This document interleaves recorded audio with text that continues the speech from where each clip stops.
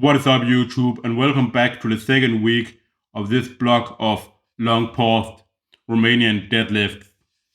I wasn't feeling the absolute greatest for this training because at university we had a long day the day before, and we have something with our tutors, like dinner with them, stuff like that, and we went to town. I should probably have went home a little bit earlier, but I didn't sleep until like almost 4 in the morning, and that is like obviously like very late. I still slept a good amount, like 8 hours, and I had like a 30 minutes nap later in the day. But it's just like, man, like it totally mess up your rhythm, your daytime rhythm, things like that. When you're usually sleeping around midnight at around that time, then like 4 hours later it's just hell. And I definitely felt it the next day, despite having actually gotten an extra day off in between my squats and this that I don't usually have. So this set here is with I think this is the set with 112 and a half here. Here it still moved well.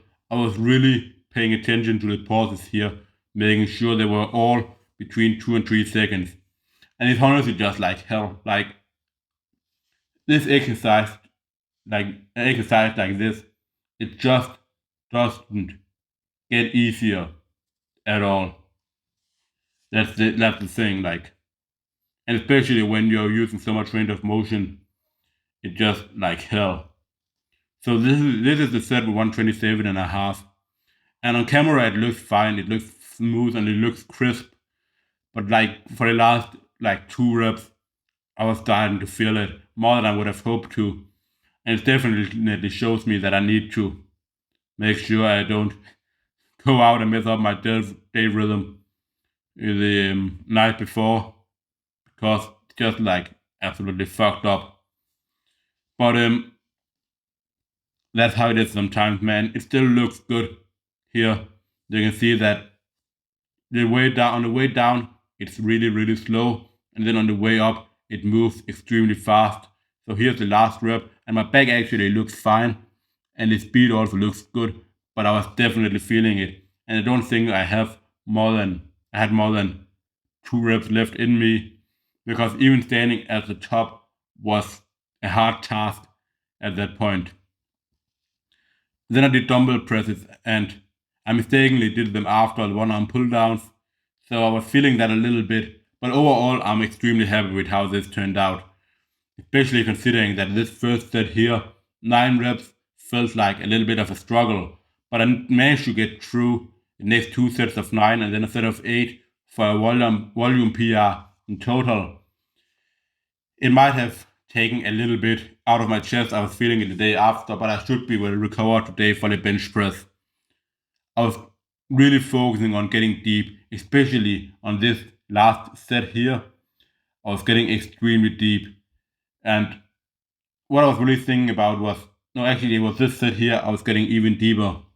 And what I was really thinking about was to make sure the dumbbells are not resting on the chest, so they're like actually just floating right on top, like just like skimming the shirt, and then I'm trying to get them a little bit further down, making sure the top of the dumbbells is further up so that I can get the dumbbell, like the lower part can come further down and the top part gets further down for that reason as well.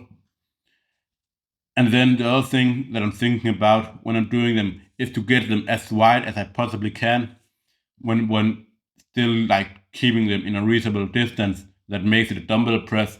So that makes it a really hard variation, and much harder than just standard dumbbell presses, or if I just pause them when my elbows were at the same height as my shoulders.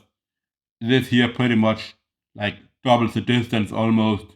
So a really difficult variation, really good self-limiting variation, where you can focus a lot on just pushing on the way up and feel a really good stretch in your whole chest.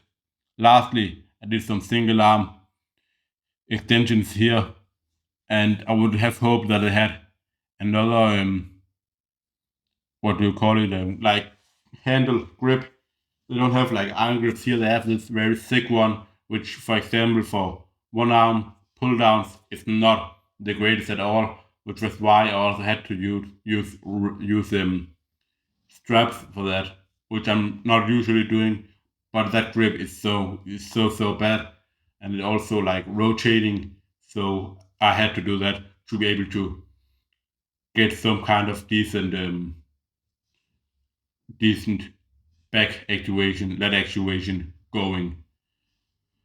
Anyways, guys, that is all for this one. I'll see you for the next one.